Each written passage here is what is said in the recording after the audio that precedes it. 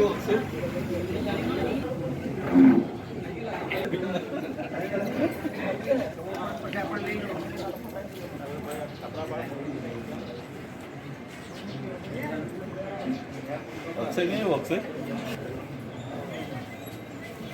બધા માછી સમાજના વડીલ છે, બધા આગેવાન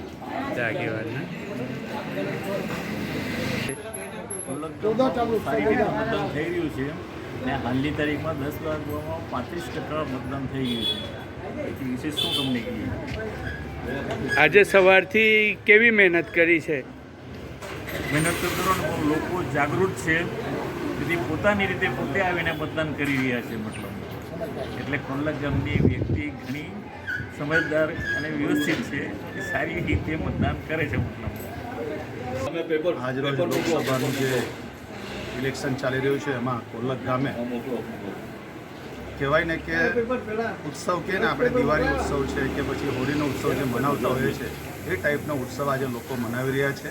અને સ્વેચ્છાએ લોકો ઘરે ઘરથી એમને કહેવા નહીં પડે કે તમે મતદાન કરવા માટે આવો, પણ સ્વેચ્છાએ સવારથી એટલી બધી લાઈનો છે કે તમે આપ તેમ જોયું હશે અંદર એટલી બધી લાઈન છે. લગભગ 10 વાગ્યાનો અમે હમણાં લીધું ત્યારે 35% જેટલું મતદાન થયેલ છે. એટલે લોકોમાં ઉત્સાહ જે છે ખરેખર મત આપવું જોઈએ અને મતનો શું આપણો જે ઉપયોગ કરે છે એ પ્રમાણે લોકો આજે મતદાનનું મહત્ત્વ લોકોને બધાને આજે સમજાવી રહ્યા છે.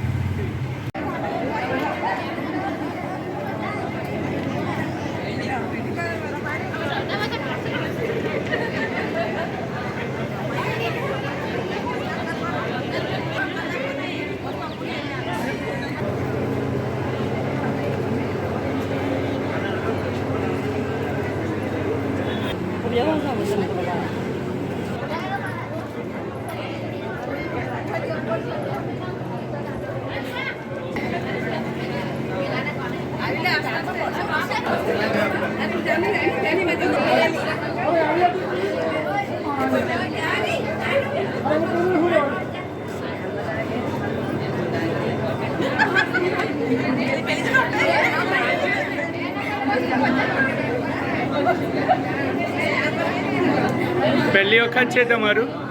પહેલી વખત છે. કેવો ઉત્સાહ છે?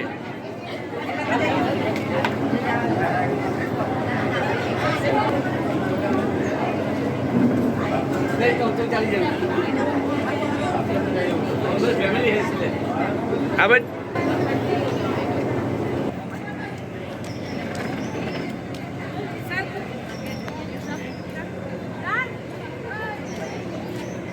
વહેલી સવારથી કેવું રહ્યું? આપ્યું વોટ આપ્યું? કોઈ તકલીફ થઈ?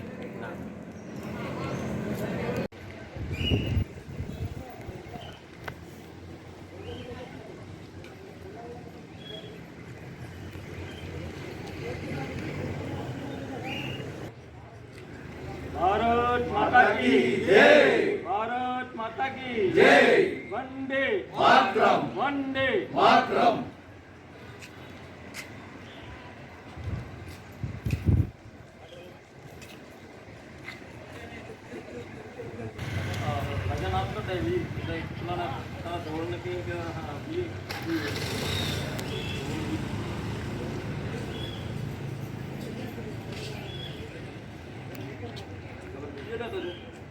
સાહેબ, અમારા કોલ્લક ગામે ખૂબ સારો માહોલ છે.